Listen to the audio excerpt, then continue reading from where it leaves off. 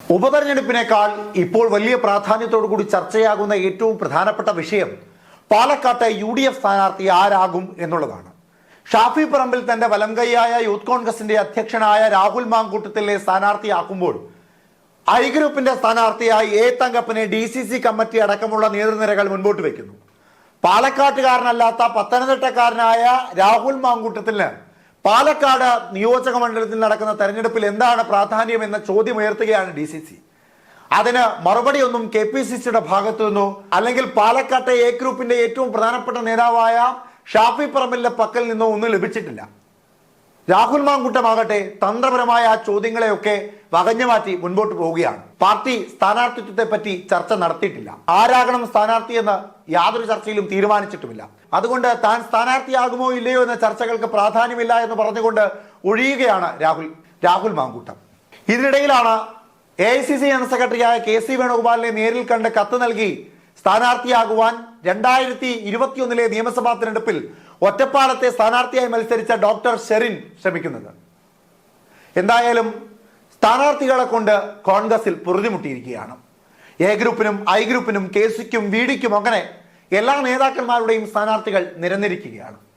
ഇനി ആരാകണം സ്ഥാനാർത്ഥി എന്ന ചോദ്യം വരുമ്പോഴും രാഹുൽ മാങ്കൂട്ടത്തിന് സമ്മർദ്ദം മറ്റൊരു തരത്തിൽ നിന്നുകൂടി ഉയരുന്നുണ്ട്. ഇപ്പോൾ അത് ഉയർത്തുന്നത് KPCC ഭാരവാഹിയും കോൺഗ്രസിന്റെ നിറസാന്നിധ്യവും ഒക്കെ ആയിരുന്ന അജീബ M സാഹിബാണ്.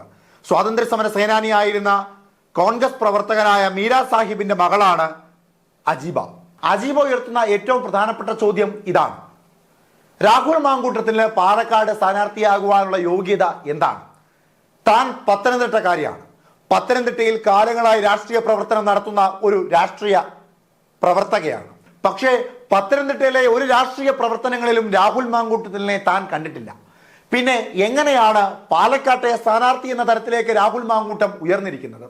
പത്തനംതിട്ടയിൽ യാതൊരു പ്രവർത്തനവും ചെയ്യാത്ത രാഹുൽ മാങ്കൂട്ടം അന്ത്യചർച്ചകളിൽ നിറസാന്നിധ്യമായി നിന്നത് മാത്രമാണോ രാഹുൽ മാങ്കൂട്ടത്തിന്റെ സ്ഥാനാർത്ഥിത്വത്തിന് വേണ്ട ഏറ്റവും പ്രധാനപ്പെട്ട യോഗ്യതയായി പാർട്ടി നേതാക്കന്മാർ കണ്ടിരിക്കുന്നത് എന്ന ചോദ്യം പറയാതെ ഉയർത്തുന്നുണ്ട് അജീബ.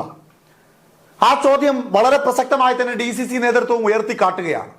എ തങ്കപ്പനെ പോലെ ഐ ഗ്രൂപ്പിന്റെ പ്രഗത്ഭനായ നേതാക്കന്മാരുള്ളപ്പോൾ, അല്ലെങ്കിൽ സെറിനെ പോലെ നിയമസഭാ തെരഞ്ഞെടുപ്പിലൊക്കെ മത്സരിച്ച പാലക്കാട്ടുകാരനായ ഡോക്ടർ സരിനെ പോലെയുള്ള നേതാക്കന്മാരൊക്കെ നിൽക്കുമ്പോൾ എന്തുകൊണ്ടാണ് പത്തനംതിട്ടയിൽ നിന്ന് പാലക്കാട്ടേക്ക് ഒരു സ്ഥാനാർത്ഥിയെ പറിച്ചുകൊണ്ടുവരുന്നത് എന്ന ചോദ്യം ഉയരുമ്പോൾ ആ ചോദ്യത്തിന് മറുപടി നൽകേണ്ടത് വളരെ പ്രധാനപ്പെട്ട ഒരു കാര്യം തന്നെയാണ്.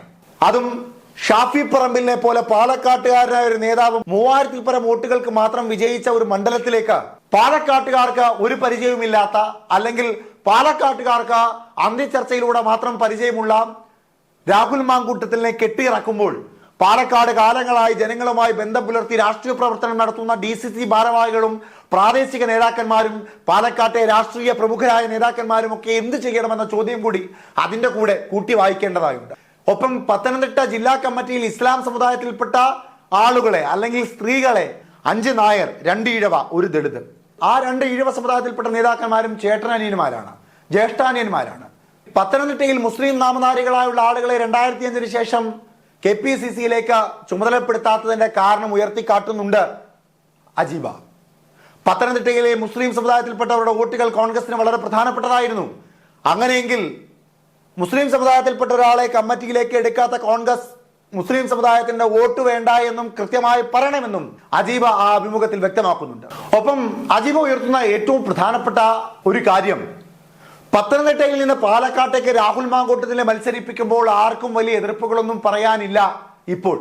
പക്ഷേ വർഷങ്ങൾക്ക് മുമ്പ് KP അനിൽകുമാറിനെ വട്ടിയൂർക്കാവിൽ മത്സരിപ്പിക്കുവാൻ തീരുമാനമെടുക്കുന്നു.